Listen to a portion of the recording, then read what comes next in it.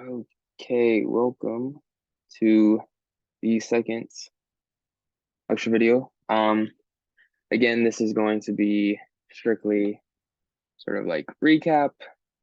I'm not going to go too much in depth on enlightenment and revolution. One, because I kind of touched on a lot of enlightenment theories and ideologies in the first lecture video, and second, with revolution, we're just covering that. So I'll be sort of glossing over these topics, just hitting the main points and connecting them even further. Again, any questions, feel free to contact me. I will clarify anything. Also, you can look in your notes as well. This is mainly just connecting big points, main ideas. So let's get into it. So first, sort of like the last lecture video, I mentioned the Enlightenment throughout the Reformation process and throughout this new ideology of thinking. Um, Now kind of getting into like the nitty gritty of the Enlightenment, like what is it? What is it making? Like what is the components of it? What's the making of it? In this section right here is still referring to the Dutch, right? Because we see the Dutch are really the first European nation to start taking off with this new thinking and allowing for this thinking to happen. Again, toleration. They were very lenient. We saw that with the Dutch, how they were like the Japanese and other like other religions and things like that. So a lot of these new ideas can start spreading. But also we talked about, today in class, the idea of that people were now shifting from a viewpoint of like, oh, I have all this money, what do I do with this money, and start investing it into ideas, right? So we can see like the Dutch have wealth, they're investing it into people to have these ideas, right? So some major components of like sort of this Dutch society, sort of the body politics, right? Society functioning like a human, social contract, right? Individuals come together in an initial state inequality and they bind themselves together. Sort of natural philosophy and science are intertwined during this period.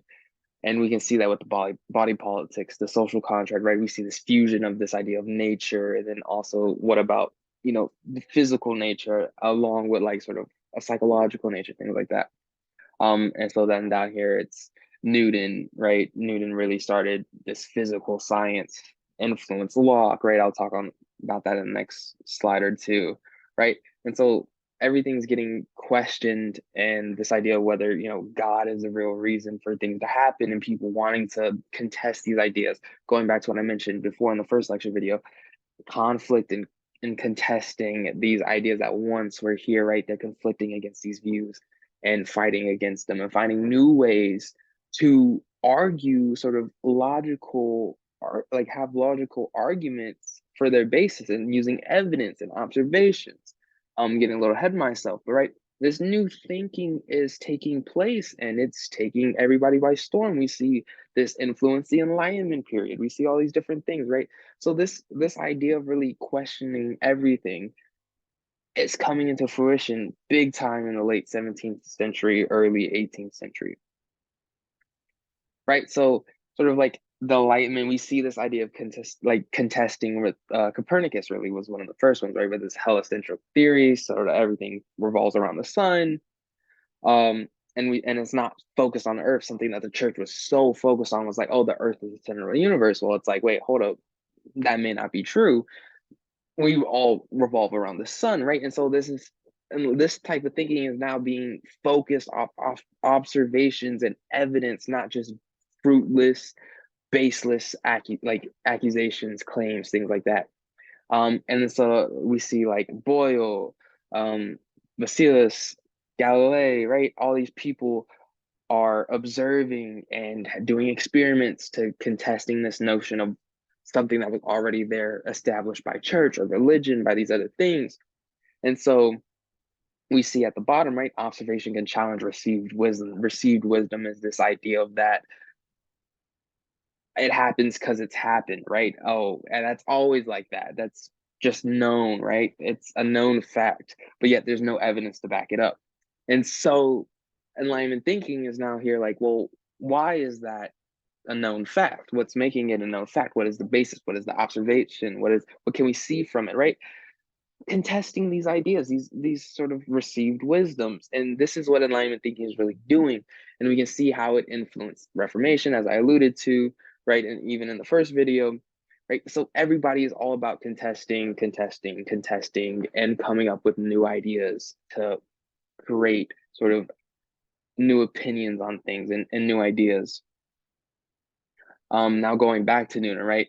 Noonan inspires other people for looking for formulas that apply to other realms of nature, right? And so this is where we see Locke introduced. Noonan influenced Locke in a heavy way, and sort of Locke has this idea of like human experience, which is observation combined with human reason, allowed to flourish through freedoms of expression, will bring about progress, right? Basically talking about you observe, add some reason, we have our justification, and we can then proceed within our society, right? That life, liberty, and property, that whole idea. He rationalized slavery, but also says society is like a contract, right? So going back to this other notion of, the social contract, right? People are bound together, but what are they bound together by? And we can see like he rationalized slavery, and sort of that rationalization goes with capitalism, right? You have a winner and a loser, that type of thing. That's what I see it kind of as, like he's giving a justification for having the losers, right? You need a loser in order to have a winner, right? In this instance, who is the loser? In a state of nature, all men are equal, right? Life, liberty, and property. But then that goes again, what about slaves? What about women, right? What about these minorities? And we can see Mary Wollstonecraft, right? She contests this idea of Locke and Paine and these big thinkers later on. Um, Again, society and government about contractually, religion, Locke is tolerant, but sees sort of Jesus in the Bible as reasonable, right? Even though some Enlightenment thinkers may reject God and sort of this biblical ideology, Locke tolerates it, but he still wants to contest this idea and has this notion of sort of equality and things like that. But then again, rationality between the equality. What this is showing mainly with Locke is that these sort of philosophical ideas are being challenged too. It's not just natural sciences like we see with Newton with his laws of physics and all these different things. It's also like with the mind, how society is structured, these social norms, all these things are being attacked. It's not, nothing is safe during this time when it comes to sort of evaluating it more. We want to get that rationality. We want to understand more and more and more what's going on and how can we give it a basis, and sort of what can we put claim to it. So this is what Locke is doing. This is what all these other thinkers are doing, right? Um, and also at the time, right, as we saw with like Reformation, but sort of views on religion, right? So we have theism, sort of belief in a god. Deism, argues reason. Pantheism is like the whole universe is a god, and universe is everyone, right? Embracing nature as a whole. Agnosticism, David Hume was a big one, where it was like, where there's order, there's an orderer, but have you ever seen a God created universe, right? You can neither prove or disprove this idea. Atheism, sort of, you don't believe there is a God. And so we saw like the numerous examples. Theism had like John Adams, right?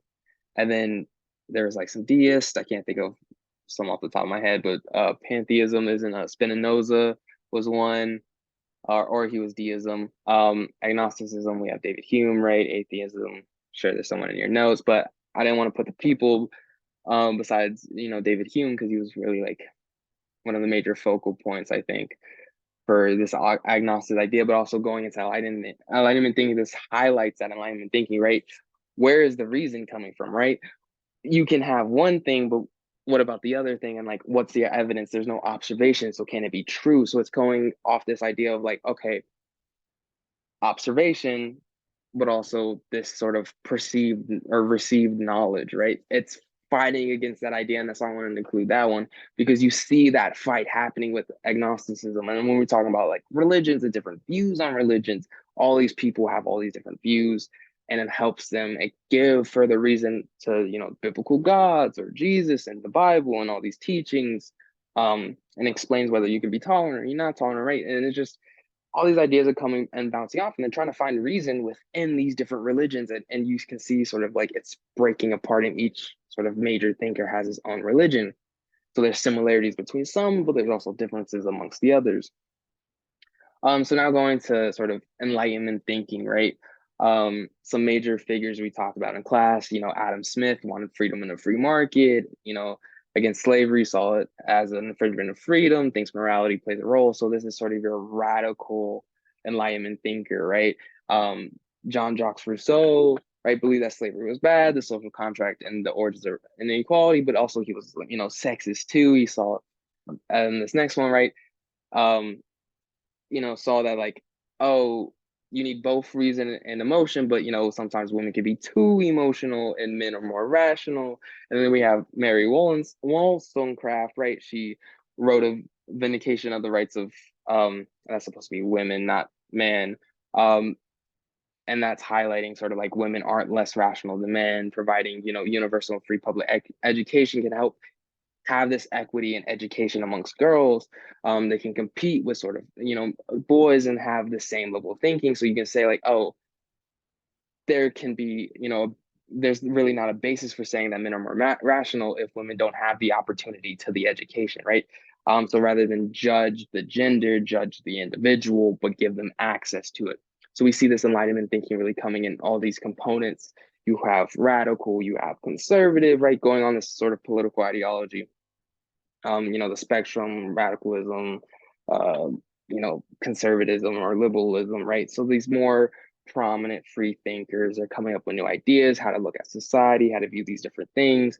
And they're contesting everything, and they're trying to pick at every little thing, see what can do, contest other people, but all through sort of logical thinking and logical explanations, just not putting in sort of fruitless, baseless sort of claims and accusations. And that's the main point I want to claim or like make here is that the Enlightenment thinking is exposing people to these new ideologies and then contesting things within society like slavery. Oh, slavery is bad. It shouldn't be happening, right? This is where we see this first this contesting of this idea. And a lot of these thinkers are, promoting this and writing literature about it. And then we see like what we talked about with like Gutenberg and, this media being a catalyst for information.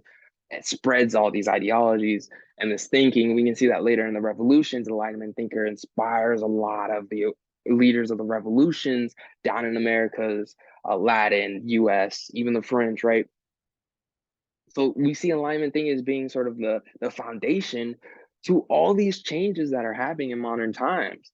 And that is why Enlightenment thinking is so crucial, because we're shifting from this view of just always believing in the church to now what can we believe in ourselves? And we see the separation of church and state because the state is becoming more understanding of observations, human nature, the ideologies, the sort of thinking and what breaking things down, stuff like that.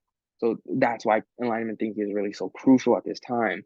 And then I put Vive la Revolution, right? Probably butchered that. It's like Vive la Revolution, right? Vive, any French people out, any French majors, I know like a couple sayings in French, so it's like Vive la Revolution. But yeah, so we have the Haitian Revolution, right? Literacy for slaves, never banned, open to enlightenment ideas. And we saw, was it Toussaint? I think it was Toussaint. I'm just double checking my notes real quick so I can get that right. Um, yeah, Toussaint Louverture. He, looked and read a lot of, Enlightenment thinkings and ideologies and understandings, and he then propose those ideas onto Haiti and allow the slaves to revolt and fight back against sort of the slavery and these oppressions, but that all came from the Enlightenment thinking understood. Same thing with the American revolutions. A lot of it came from the consequences of the 7 Years War, right? It spread Enlightenment thinking and it spread this belief of revolution, because no taxation without representation. That's mainly in the United States, but also we saw in like this Latin American colonies too. Spain and Britain both were losing a lot of money during this time because they had to afford and pay for the 7 Years War. So they were taxing the colonies more. Of course, the people in the colonies didn't like that and wanted more representation, wanted more things. But we saw like in Britain, like it was like, we're barely getting representation. Why do you get representation, right? Just be lucky you're a part of this. And so like they didn't like that, and Jefferson I put Jefferson here as a main person because we understand him with like the life, liberty, pursuit, and happiness, sort of John Locke, right? Associating this Enlightenment thinking to sort of this revolution, and we can see how they're connecting Enlightenment as their basis for why they should be revolting. And then the French Revolution again taxed more heavily after France lost all their colonies in the 7 Years' War. Commoners wanted more representation. Louis XVI sort of gave false hope. He was like, "Oh, have more people in your, estate or general state assembly." And but though the other state assemblies or state generals still have more value and way more, so it's like, oh, it's a like he's trying to like trick them a little bit, but they weren't falling for it, right? And so we see the Steel Day, commoners take the street, they revolt. The Dames Deals led the movement that got Louis the 16th back and his family back to France, or like Paris or one of the major cities, right? So they can execute them and off with their heads.